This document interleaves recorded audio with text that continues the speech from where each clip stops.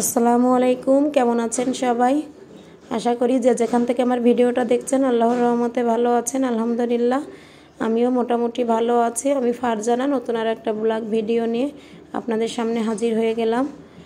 তো এই যে সকাল সকাল মিষ্টি একটা সকাল দিয়ে শুরু করছি আজ। তো এই যে রান্না করে চলে আসলাম, এটা পঞ্চমুখী কচু দেখতেই পাচ্ছেন। আজকে এটা দিয়ে রুই মাছ রান্না করব। তো আপনারা কে কে খেয়েছেন এই কচুটা অবশ্যই কমেন্ট করে জানাবেন।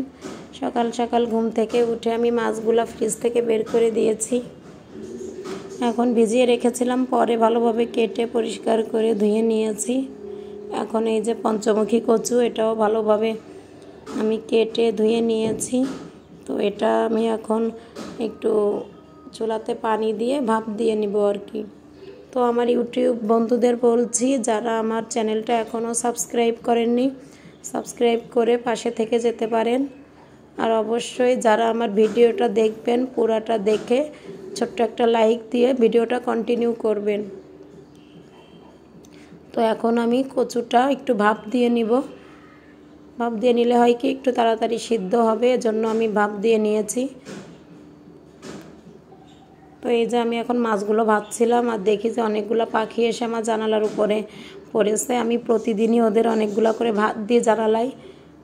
প্রতিদিন ওরা অনেকগুলো পাখি এসে আর কি, বিভিন্ন রকমের পাখি এসে ওরা ওইখানে পড়ে আর কি, ভাতগুলা খেয়ে যায়। তো ভালোই লাগে দেখতে।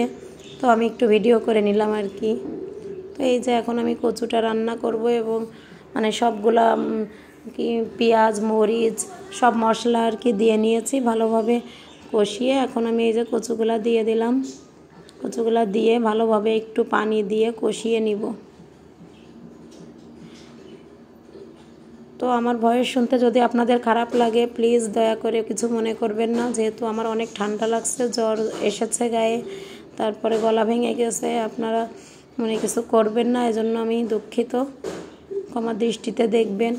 আর আমার ভিডিওটা প্লিজ আপনারা একটু কন্টিনিউ করবেন, কারণ আপনাদের অনুপ্রেরণা পাই বলেই কিন্তু ভিডিও বানানোর উৎসাহ আর কি আসে। তো যাই হোক, এই যে আমি ভালোভাবে কষিয়ে দেখতেই পেলেন আমার কচুটা একেবারে গলে গিয়েছে। এখন আমি ঝোলের পানি দিয়ে দিয়েছি। এখন মাছ দিয়ে এখন আমি ধনিয়ার পাতা দিয়ে দিলাম। ধনিয়া পাতা কিন্তু দিলে সব তরকারির টেস্টটাই কিন্তু দ্বিগুণ বেড়ে যায়, আমার তো অনেক ভালো লাগে। আর এখন শীত এসেছে, ধনিয়া পাতা দিলে আর কি তরকারি অনেক ভালো লাগবে। তো এই যে আমার ফাইনাল লুক তরকারির, অনেক মজা হয়েছিল, কারণ আমি খাওয়ার পরেই ভয়েস দিয়েছি, সেই স্বাদ লেগেছিল। আপনারা যদি কেউ না খান একবার হলে ট্রাই করতে পারেন। পঞ্চমুখী কচু দিয়ে রুই মাছ রান্না করলাম। তো এই যে তারপরে অনেকগুলো কাপড় আমি কেচে দিলাম। শীত তেমন একটা আমাদের এখানে পড়েনি, তো হালকা আর কি যে পাতলা কম্বলগুলো ছিল সেইগুলোই বের করে কাপড় চাপড় কিছু ভিজিয়েছিলাম সেইগুলো কেচে দিলাম। তো বিকালে কাপড় উঠাইতে এসে দেখি অনেক সুন্দর ভিউটা দেখেন, আকাশটা জাস্ট মানে এত সুন্দর লাগছিল। তো আমি একটু সন্ধ্যা পর্যন্ত ছিলাম আর কি, পরে ছেলে খেলাধুলা করে সন্ধ্যার দিকে ছাদে, এজন্য ছিলাম। পরে বাসায় চলে আসলাম। এই যে কাপড়গুলো সব দেখতেই পাচ্ছেন এলোমেলো করে রেখে দিয়েছি, এখন আস্তে আস্তে আর কি গুছিয়ে নিব। তো কেমন লাগলো আপনাদের আমার ভিডিওটা অবশ্যই কিন্তু কমেন্টে জানাবেন।